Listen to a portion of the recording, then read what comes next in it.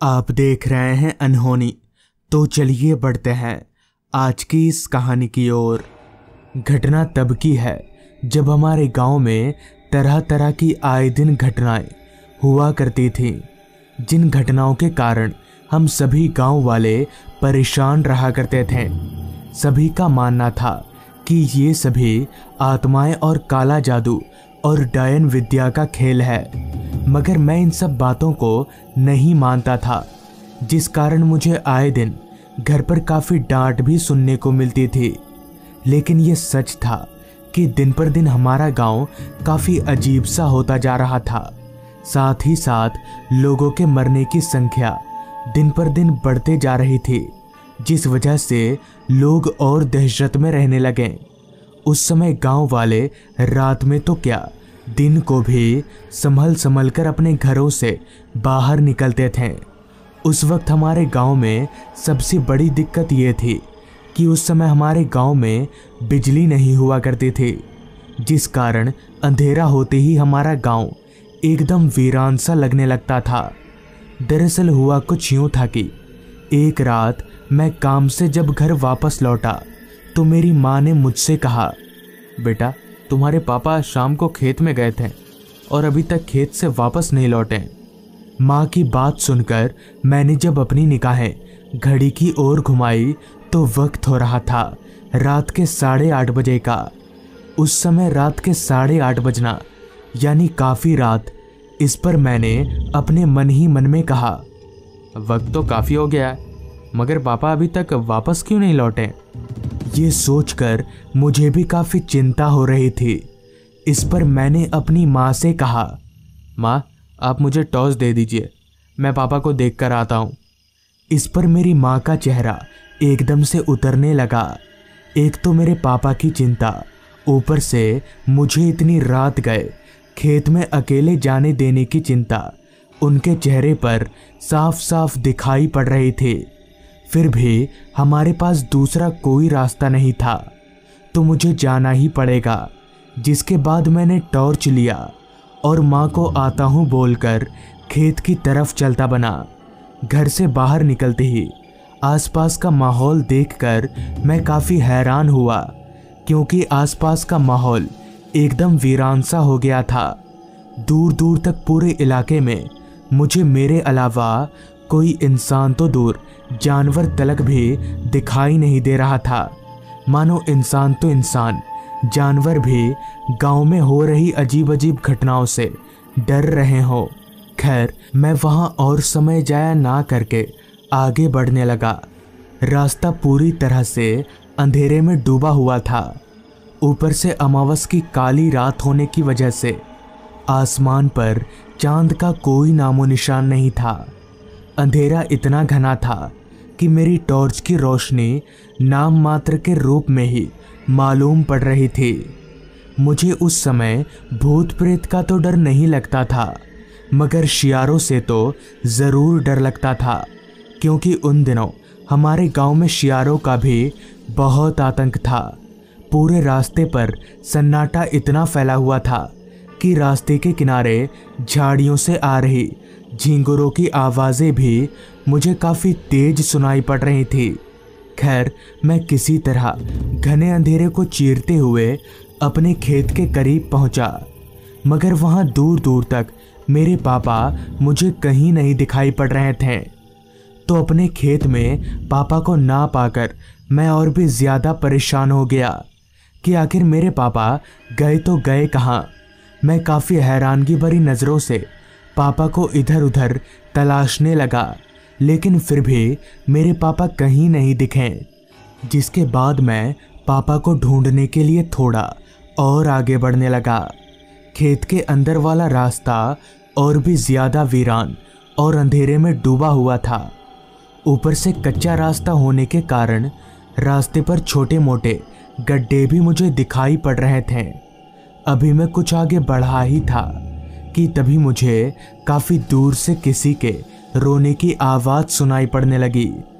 उस आवाज़ को ध्यान से सुनने पर मुझे पता चला कि वो रोने की आवाज़ किसी और की नहीं बल्कि मेरे पापा की है।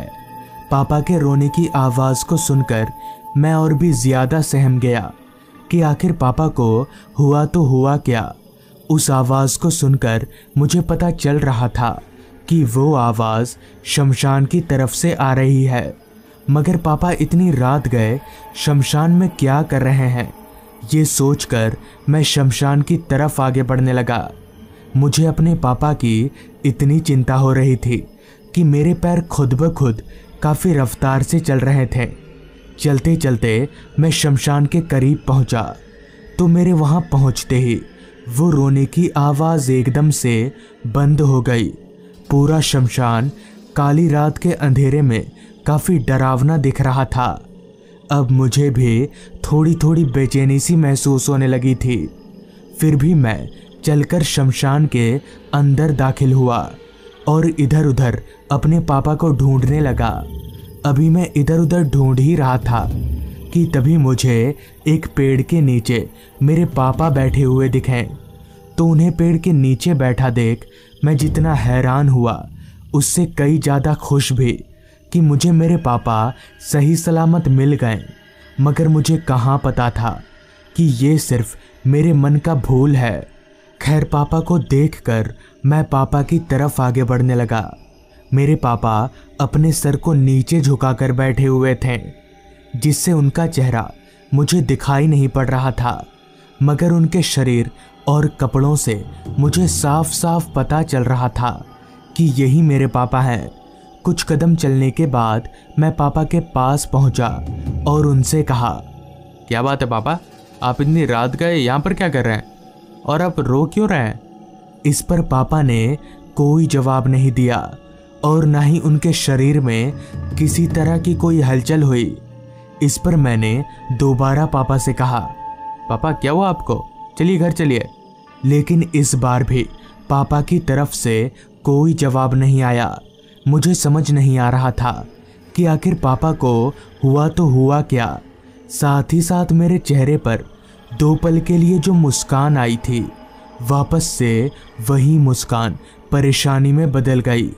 पापा से कोई जवाब ना मिलने के बाद मैंने अपने हाथ को पापा के कंधे पर रखा तो पापा के कंधे पर हाथ रखते ही मेरे पैरों तले ज़मीन निकल गई और मेरे शरीर में खून की जगह करंट दौड़ने लगा, क्योंकि पापा के कंधे पर हाथ रखते ही मेरा हाथ उनके कंधे के आर पार हो गया। मगर ये कैसे हो सकता है? किसी जिंदा इंसान के शरीर से हाथ आर पार कैसे हो सकता है? अभी मैं काफ़ी हैरान हो ही रहा था कि तभी अचानक पापा ने अपना चेहरा मेरी ओर घुमाया तो उनका चेहरा देखकर मैं ज़ोर ज़ोर से कांपने लगा और मेरे हाथ पैर फूलने लगे, क्योंकि उनका चेहरा पूरी तरह से अलग जला हुआ था और उनकी आंखें लाल चमक रही थी। ये देखकर मैं समझ गया कि वो ना तो मेरे पापा हैं और ना ही कोई इंसान, बल्कि वो भूत हैं और शायद अब ये भूत मुझे मार डालेगा। अभी मैं कांप ही रहा था कि तभी उस भूत ने एकदम से मेरा गला पकड़ लिया और मुझे घसीटते हुए नदी की तरफ ले जाने लगा। मुझे समझ आ गया कि गांव वालों की सारी बातें सच थीं। वो भूत मुझे घसीटकर नदी के अंदर ले जाने लगा ताकि वो मुझे नदी में डुबाकर मार सके। अभी वो भूत मुझे नदी के अंदर ले जाने ही वाला था कि तभी मेरे ऊपर एक साथ 3-4 टॉर्च की लाइटें पड़ी, जिससे वो भूत मुझे एकदम से छोड़कर हवा में धुआं हो गया। फिर जब वो टॉर्च की लाइट मेरे करीब आई तो मैंने देखा कि वो मेरे पापा और 2-3 गांव वाले हैं। जिसके बाद मैंने अपनी पूरी आप बीती पापा को बताई तो पापा ने कहा, मैं खेत से काफ़ी पहले ही लौट गया था, मगर मैं घर ना जाकर हरिया काका के घर चला गया था। तुम्हारी माँ को लगा कि मैं अभी तक घर वापस नहीं लौटा।